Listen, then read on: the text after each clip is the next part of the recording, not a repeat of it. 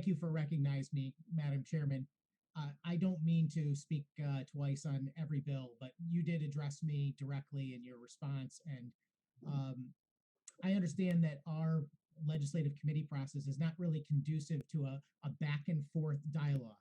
And maybe that's a shame because I think there is probably some tremendous benefit that we might get from actually debating these issues in a real debate rather than I say something, you say something, and that's that. I will just suggest very briefly that going forward, I hope that we do get to flesh out our ideas. My opinion is that no one will ever should ever be classified as always determined to just be an employee. I have great faith in every person, regardless of their background. I grew up in the inner city myself. My parents were not wealthy. I'm still not a wealthy person, but I think I've been successful, maybe in excess of where I started from. And I think anybody can achieve that. And what needs to happen for that to happen is that I believe that people need to know that they are starting from the same place with equal opportunity.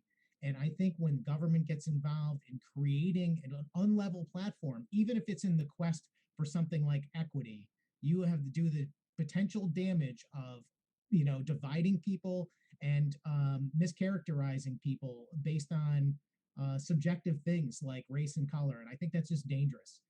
I would also add that I think the greatest thing that America provides is true free market capitalism, where production raises the quality of life for everyone. And when we impose things that reduce production because we are limiting the amount of commerce that exists, we're actually lowering the quality of life for people. And again, I just wanted to say that briefly, and hopefully we will get to talk about these things in much more detail as our debates go on throughout the year. And thank you very much for your indulgence, Madam Chairman.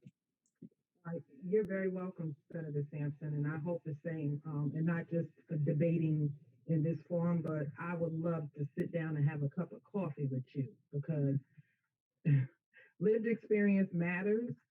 And I wish that what you said, what you just said, was true. And I also wish, and I mean this sincerely, I am not trying to be facetious. I wish just for maybe 1 month you could live in my skin. And then you would see it from my perspective that, yeah, the ideology that you speak of is not my reality and it's not the reality of the people that look like me. And that is the history in this country. But I really do want to sit down and have, a deeper conversation with you regarding all of these issues and how they play into what it is, I come to the table and push for as far as legislation, because it's rooted and grounded in real life concerns of people that look like me. Thank you. And you raised your hand again, so I'm going to call you again, Senator Sampson. You're on for that coffee date anytime you like, Madam Chairman. I'm with you, and I will just remind everyone that it is in fact the dream of this country, the dream of our founders, whether they lived it or not. They put it on paper that all men are created equal, and the dream of many people since, including Martin Luther King Jr. and you and me, I'm sure, that people are treated equally under the law and everyone has equal opportunity. I think we're all working towards that goal, Madam Chairman. I don't want to lose sight of it by passing too many laws. Thank you.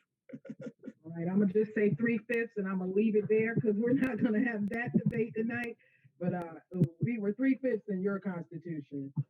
Let's see. We